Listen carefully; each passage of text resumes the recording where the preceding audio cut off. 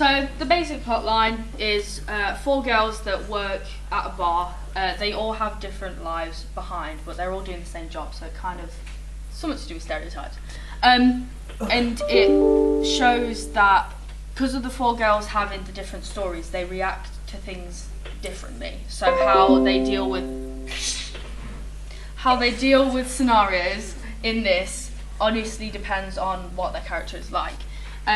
And it shows, because of that, how they transform into different people through this job, because some people want to be there, some people don't. It's, yeah. I've been deleted. Right, so going into the characters, there's Carol, and she is like the strongest one out of everybody. She has like her own voice. She doesn't want to conform to like society's expectations, what they expect of her. For that specific time period, so the 80s. So like their boss, for example, he's not an actual character. He's not like shown. He's not brought onto the stage like physically, but he wants obviously the best out of his cocktail bar. So he wants them to wear like really provocative clothes and everything.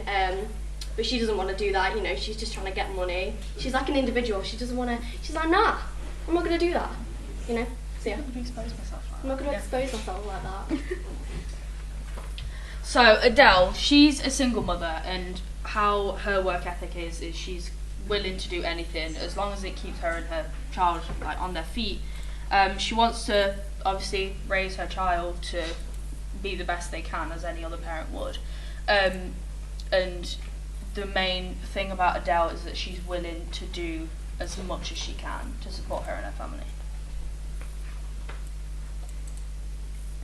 Nikki, so she's like a performer. She has like a big dream within the performance industry, so she's going to do anything to try and get herself out there. So she is going to wear provocative clothing, you know, anything that's going to get her the attention she's going to do, because she wants her name out there. She wants to make it big. She doesn't like working in the bar because it's not what she wants overall. It's just sort of like a backup thing. So she's trying to get money so that she can travel and see the world.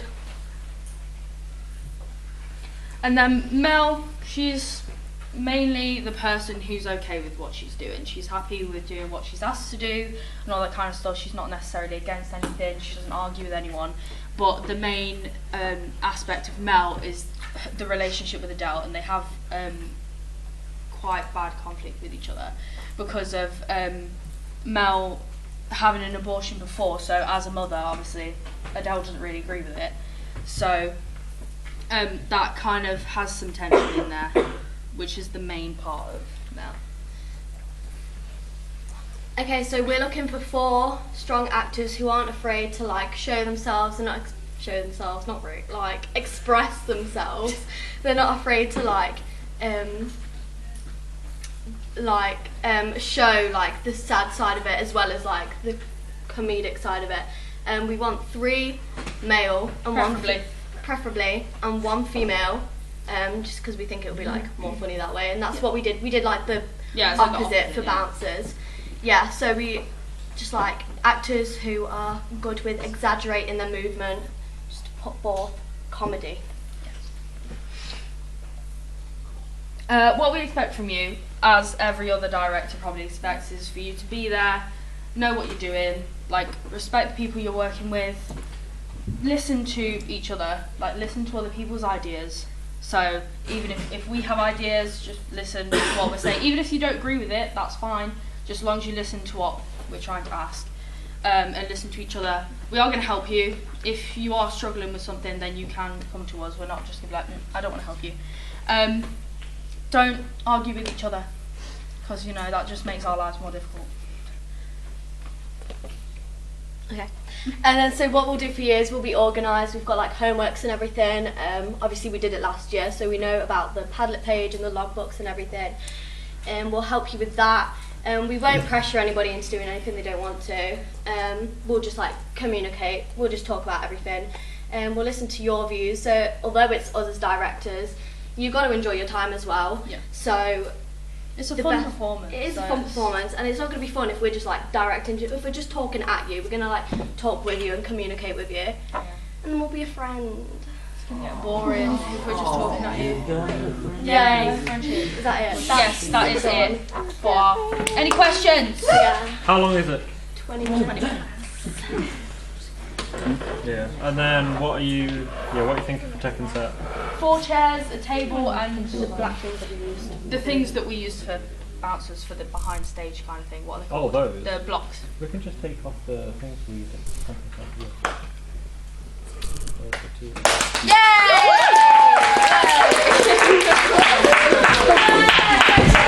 How many tables? Yeah, let's sneak one. Sorry, I'm just always fell into it. Oh, Jesus. Oh my god. When in black.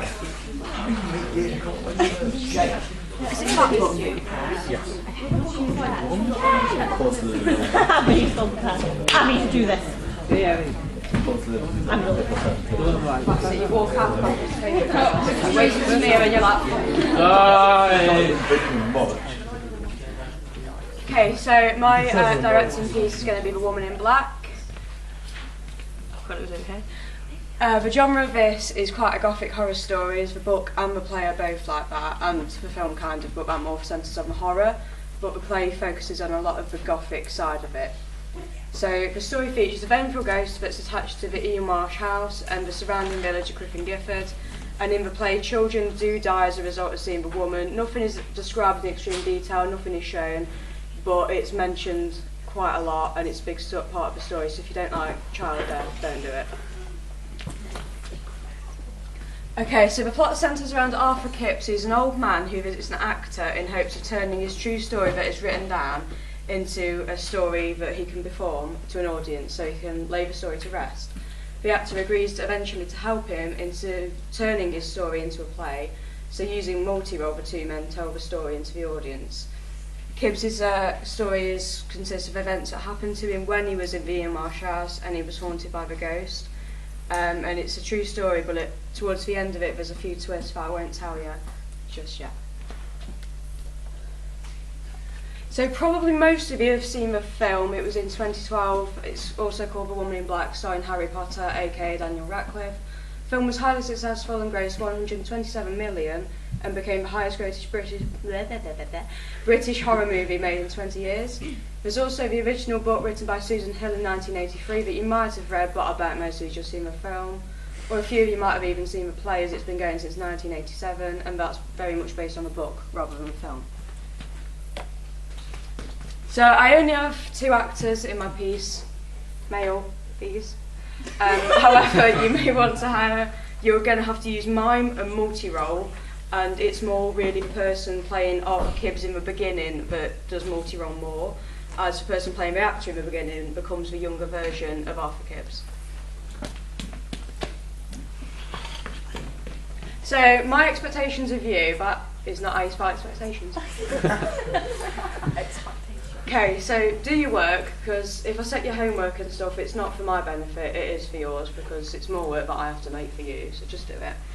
Learn your lines, because there is nothing worse than someone being on stage with a script and not knowing what they're doing, so just learn them, it's just easier.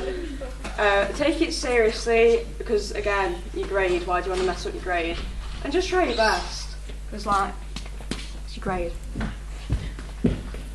What you can expect from me, you can come to me with help for anything, because I've done it last year, so I know what you need to do and I can try and help you out with it best I can. I'll give you 100% effort because I care about this, and I give you weekly feedback because that's something that my director did for me last year and it really helped me improve my performance. Any questions, that should say.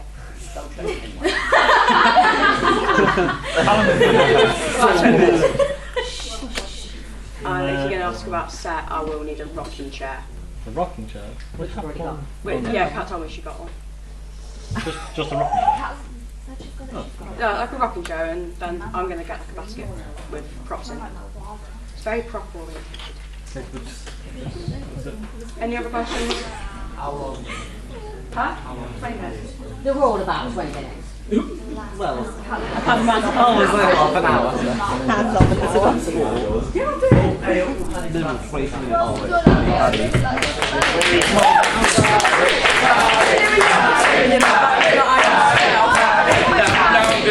good kids, really. I've learnt from the wise one. Like slime.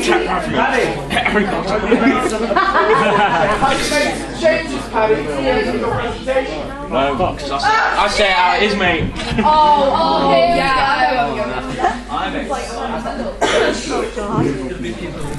It's going to be terrible. Right, I'll do it 'cause I don't trust you. Right, listen up.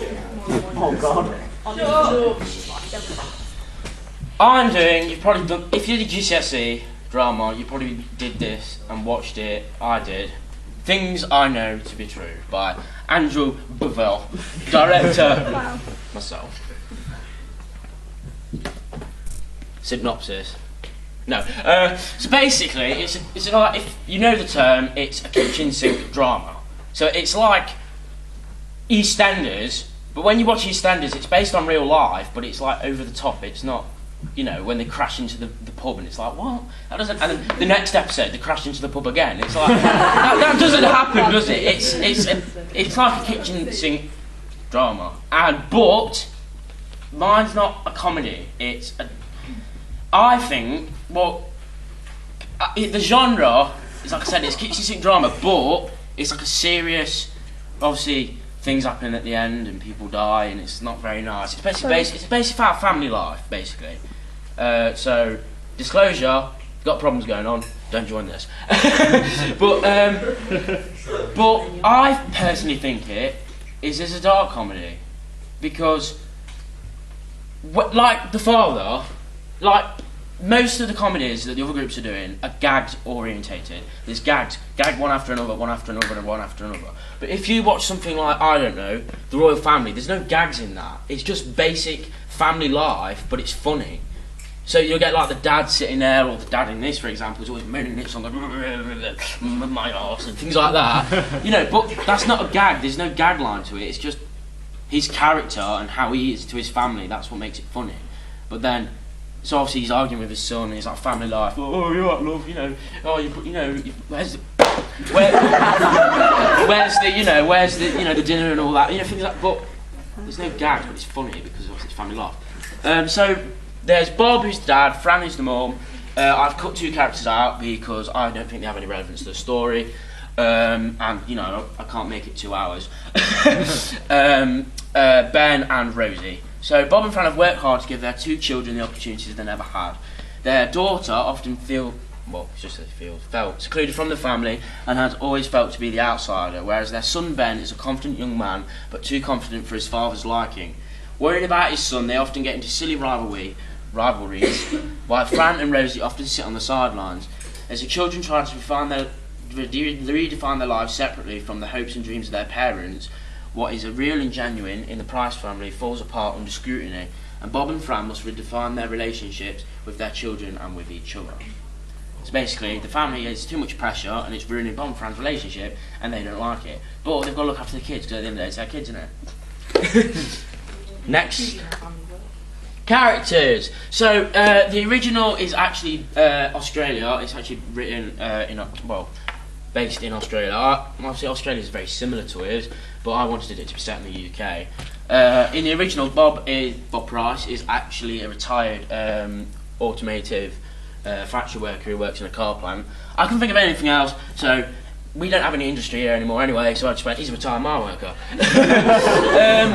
Bob struggles to get through the days, having worked every day since he was 16. He fills his days in the garden. Stereotypically, an older male, Bob becomes jealous of his son as he's become more successful and having an easier life than he had when he was a young man. Being stuck in his ways, he tries to persuade his children that how he was brought up and lived will give them a more productive and appreciative life. In the end, he becomes more bitter and confused. So basically, he worked hard as a lad, he had it hard, you know, back in the old days. And his son is basically, when he was his age, is doing better than him. But plot twist, we don't know how he's doing better. Fran is the hard-working mum, the cement of the family. She works 9 to 5 as a nurse. Her work was not finished when she returns home. Like most mothers, they go to work and then they come back and they're still working. You know, looking after the family while the father's just, slagging everyone off. And often stressed and worried, she becomes distant from her troubled children as she's under so much pressure, trying to regain her relationship with her husband, but then eventually it becomes too much. Rosie Price is the daughter, and she often feels like the outcast, which like most families have, like that one like sibling or someone who's just like he doesn't want to be there, but it's not linked. But it's like obviously they love them because it's a family, but you're just like, yeah, I'll just be quiet. You know, I'm not getting involved in this argument. After taking a year gap, she's still undecided and often heavily reliant on her family for the answers on what she wants to do, but yearns for the independence she craves. And then there's Ben, a successful young man who tries his hardest to please and impress his mother and father, but to his father's dismay, he becomes wary of Ben and worries about how quickly he's moving on with his life and how quickly he's becoming so successful. Lies and deceit surround him and his persona. So basically, he's doing so well at such a young age, you know, motors and all that, you know, flash, bling. It's like, his dad's like, what? How is he, you know, doing well? He's like, oh yeah, I've got this job, yeah, bye. You know, it's very, just families. It's very families. Expectations. Work hard. Enjoy the experience and lessons. Please learn lines. I made that mistake. Come prepared for lessons. Put 100% effort in all you do. Ask for help. We all need help. I'll probably need help. I'll probably cry to cat. Yeah, just ask for help if you need it. Complete the homeworks. They're for your benefit. Even the homeworks are basically, if you put them in your logbook, you're basically guaranteed a good grade because you're technically doing more work when you do not, because the homeworks is the logbook. Any problems arise, I'm here to help you. We are a team. And I'm going to tell you the honest truth because I'm truthful with everyone. I'm going to be on you like a ton of bricks because last year I was in that situation. I was in 2 directing pieces and both directing groups like a ton of bricks on me. I was so stressed. But at the end of the day, it made me such a better actor. Come on, in Panto, I was the clock because I couldn't do anything else. Right? I did directing. I was so stressed. I went on that stage. Yeah, one of them went completely wrong, but we pulled it back on the stage in front of an audience. And I've proved myself, hopefully, to Kat and everyone that it's possible you can do it. This directing is where you prove yourself. Yes, Paddy. Final.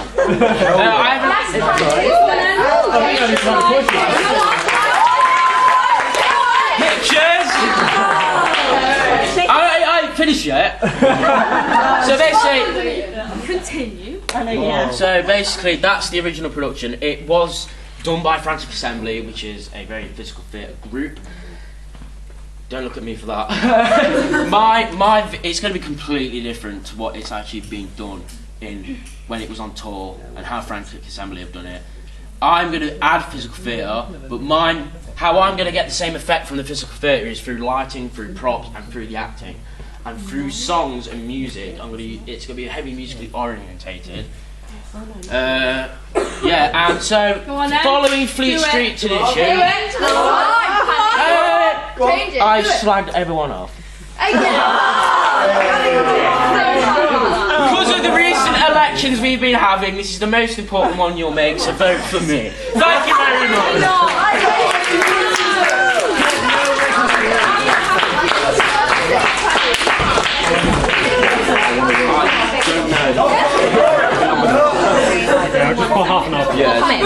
Right, okay, so here's what's going to happen, right?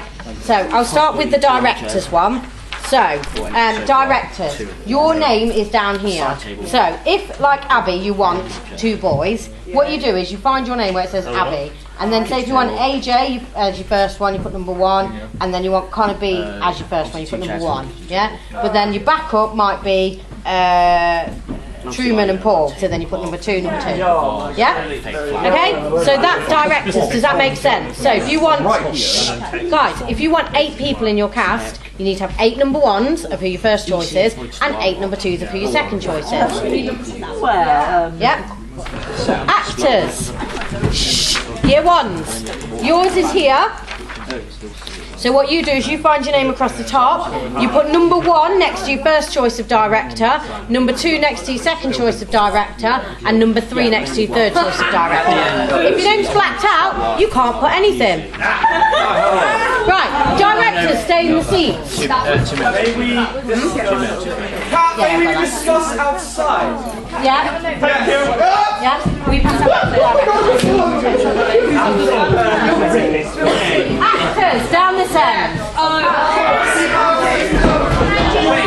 Go outside.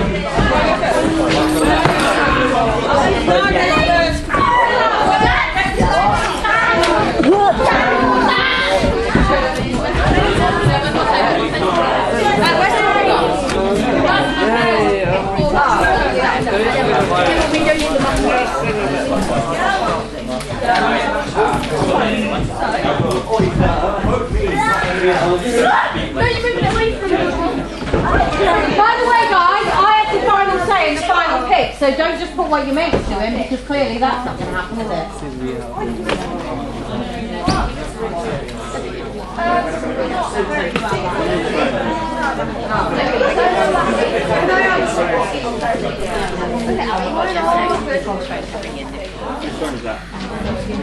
Abby, you're literally standing on the back of my shoe.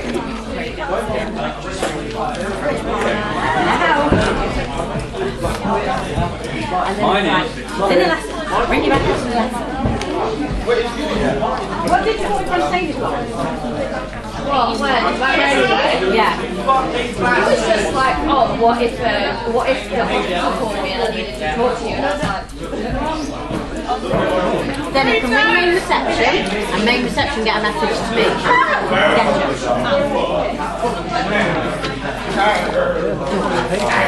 We love not getting paid on relay. Okay, you two can't be down there. You need to be either outside or there. nice one!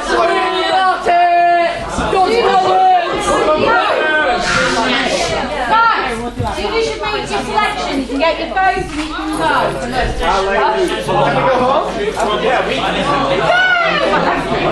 Don't mind spring, I'm right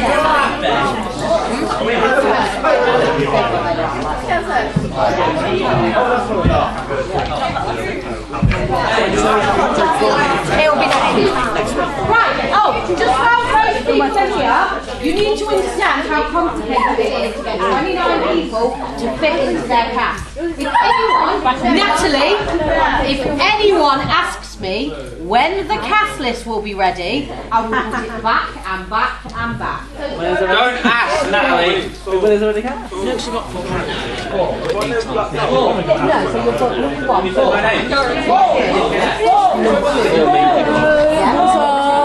I'm gonna have to move this to get my stuff. If you want to have your book, you wouldn't mind having it. Having it in one.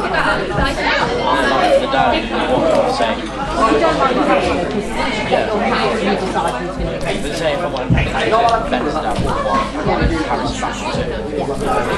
Or if you were like, oh, I want Harris, but I don't want him back, and you put Harris in one and then you've got Shouldn't have been judged.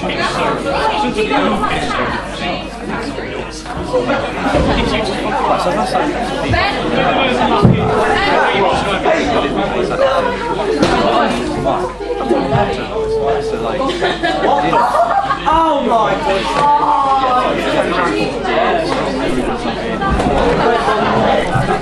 I've not been saying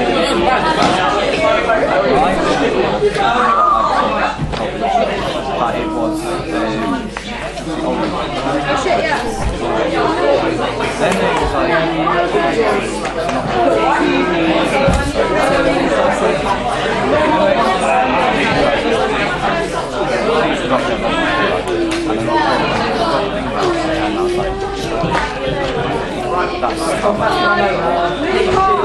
I'm not looking. So I didn't do any notes.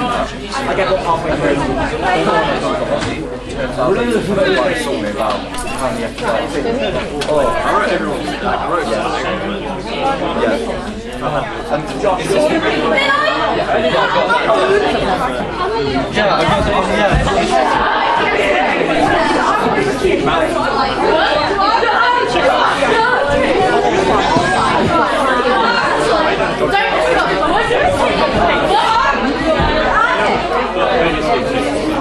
So the logo top basically Directors,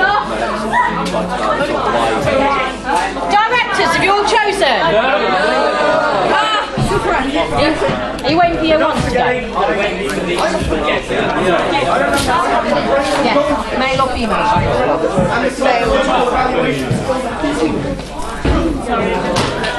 Don't worry about it, it's not really mine. Like one to do. I know, it's not very big. It's not really very big.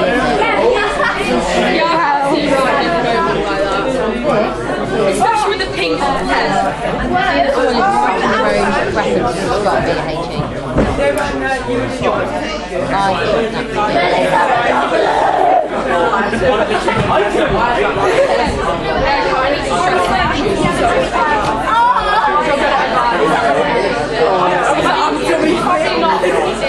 That's kind of like it's worth shots.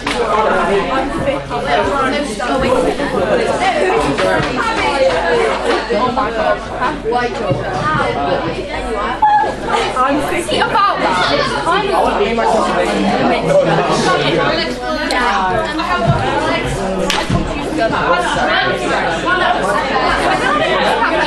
if you try Just get on the ground.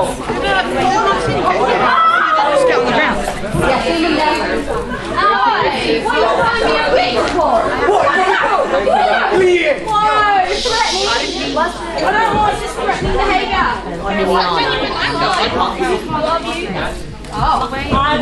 Good acting.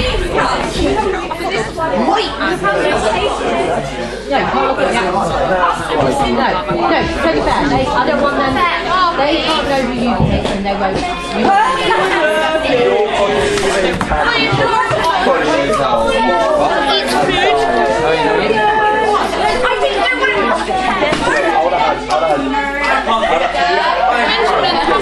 If I stood next to you, you would have made that get a bit like.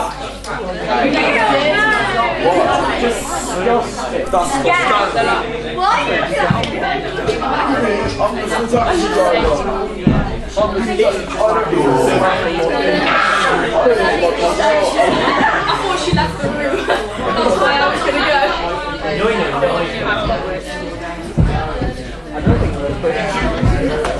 I'll finish. I just need to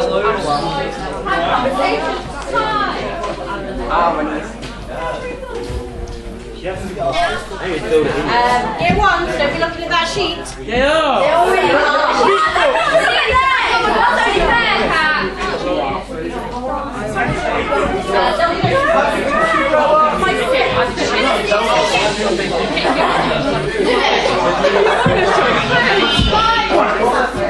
I don't show any personal information. Melissa! Why am I the third choice? I was supposed to be the first choice. Oh, hey Melissa. Hey, Melissa. So, Melissa, how's your day?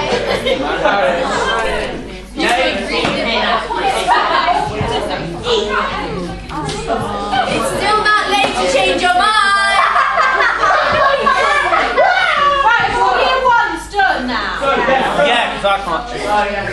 Where am I the third choice? Lily?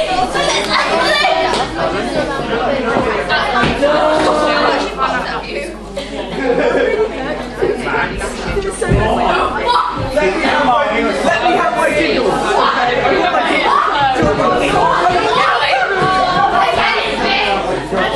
Please hold me one more. big back.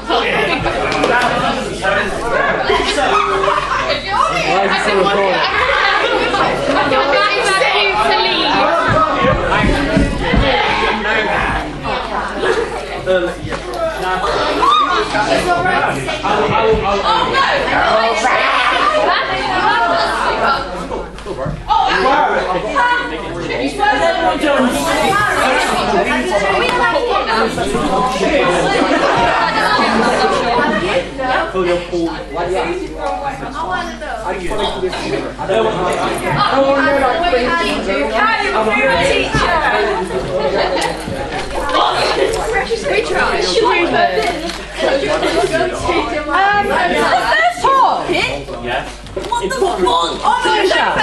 Paul.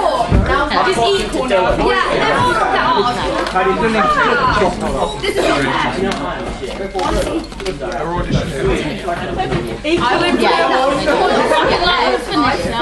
If you've signed up, then you can go. And what we got now? Director.